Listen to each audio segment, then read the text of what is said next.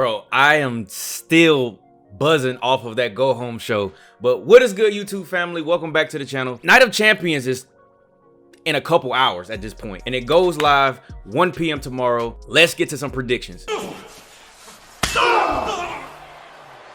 First up, Seth Rollins versus AJ Styles to crown the inaugural World Heavyweight Champion, and I'm not gonna lie, that belt looks good. I know when we first seen it, had to sit on it, that belt looks amazing. In this match, I'm not gonna lie, I'm kind of torn. I don't know who to for sure vote for. My heart is saying Seth Rollins. My heart is saying Seth Rollins, so I'm gonna put Seth Rollins on paper, but hear me out. I've been hearing rumblings about AJ Styles potentially turning heel, having the OC come help him, and then he ends up winning the match, which will put Seth in a chase position, which honestly I think will suit a long-term story or a long-term feud better, to where he maybe potentially could win it at SummerSlam. I'm gonna put Seth Rollins down as my vote for this match. Next up, we got Brock Lesnar versus Cody Rhodes. Again, I do not understand this feud. I don't know why we're doing this. Maybe it's Endeavor, maybe it's UFC. I don't know. Even Cody doesn't know. I just don't see Cody Rhodes losing this match. I don't see Cody Rhodes losing this match. I think Cody's gonna win. And the reason being is I think this is gonna potentially set up Cody getting some wins in to potentially win Money in the Bank. We have to finish the story, y'all. We have to finish this story. It won't feel right. We have to just finish this story so we can go ahead, get the belts off Roman, unify them, and then we can keep it pushing. But I think that's what's gonna happen. I think Cody's gonna win the Money in the Bank. He's gonna hold on to the briefcase for quite a while because he doesn't need to cash it in. And I think eventually he's gonna use that to cash in on Roman, because since he's on Raw, he can't challenge Roman on SmackDown. That's his ticket to finishing the story. So I'm gonna go Cody Rhodes. Next up, the Undisputed Tag Team Championship, Sami Zayn and Kevin Owens versus Roman Reigns and Solo Sikoa. Now, like I just said, I'm still buzzing off of SmackDown, the go home show. I am 1000% sure Roman and Solo are going to lose. The only question that's there is how. Are the Usos, Jimmy in particular,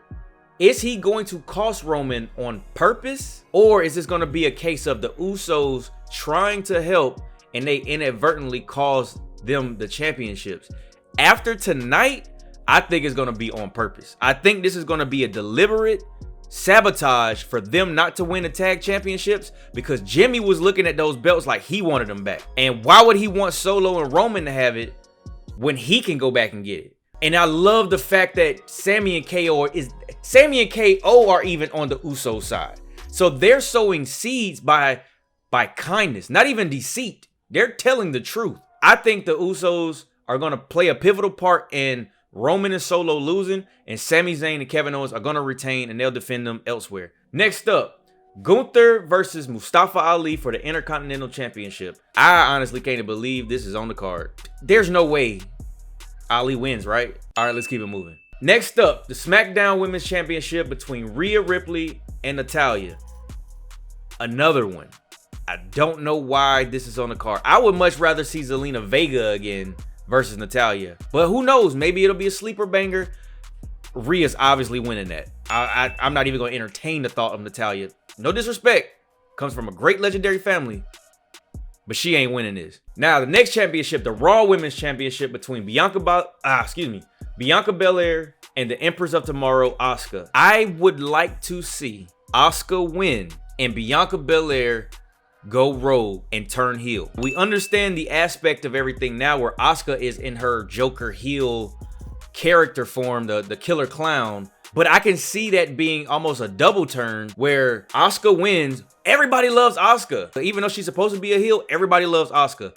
You can use that as a double turn where Asuka wins and Bianca turns heel and just whoops her ass after the match. I think that would be great. That'd be a great way to refresh everything, because everybody's tired of Bianca apparently, which she hasn't been booked correctly, and that's the reason why. But we'll talk about that in another video. I do think that Asuka should win this. Bianca's got her title reign. She's got the longest. She's got the record for the title reign. This would be a good way to freshen things up. But please, if you do this, WWE, Triple H, Paul, please don't let this be a one and done thing. They need to be in a feud that lasts at least a couple months. Find ways to make this feud last. We need longer feuds in the women's division. And not just Chelsea Green and Sonya Deville just popping up asking for championship title opportunities. I'm going to go with Asuka, and I hope Bianca turns heel. Now, for the other match on this card, and this is not in any chronological order. This is just from CBS Sports. This is the list that they have.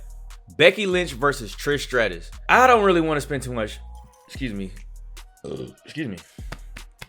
Oof. I don't want to spend too much time on this, but I think that Becky wins. Go ahead and say that. But honestly, I don't know what else comes out of this. I do like the fact that Trish, some of the best promo work that I've seen in her career has come from this feud. I think that is the cool thing where, you know, thank you, Trish, because I mean, Trish did trailblaze. She went from being Vince McMahon's lapdog to women's champion, an iconic women's champion, which led to feuds like with her and Mickie James. And I'm not sure what happens with Trish after this, but obviously it doesn't make any sense for Trish to really get over on Becky, because we're trying to get Becky back into like some type of picture. Now, I've been hearing rumors of LA Knight getting a match on this card. If they don't have this man on the card after hearing the crowd reaction he got tonight, I don't know what else to say.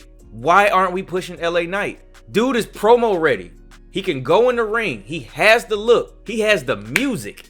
He's got the slogan. What I would like to see, and this is a prediction for the future. This is not necessarily a prediction for Night of Champions. This is my prediction. I believe LA Knight wins the match against Montez Ford. He goes into the Money in the Bank match. He doesn't win it, but he gets put into that limelight. And then I think he goes after Austin Theory and begin a mid-card title push, which is going to set him up to eventually be in a title picture down the line. It's time for us to push the button on LA Knight. But comment down below, let me wait, why do I always say that? Comment down below and let me know, what do you think of my predictions list? And also, what are you guys' predictions? Who do you think's taking what title? Are titles going to change hands? Are there going to be any heel turns? Let me know what you guys think about it. And I think we got just a little over 12 hours. And it's time for Night of Champions. So I appreciate all of y'all for watching, and I will see you back in the ring. Peace.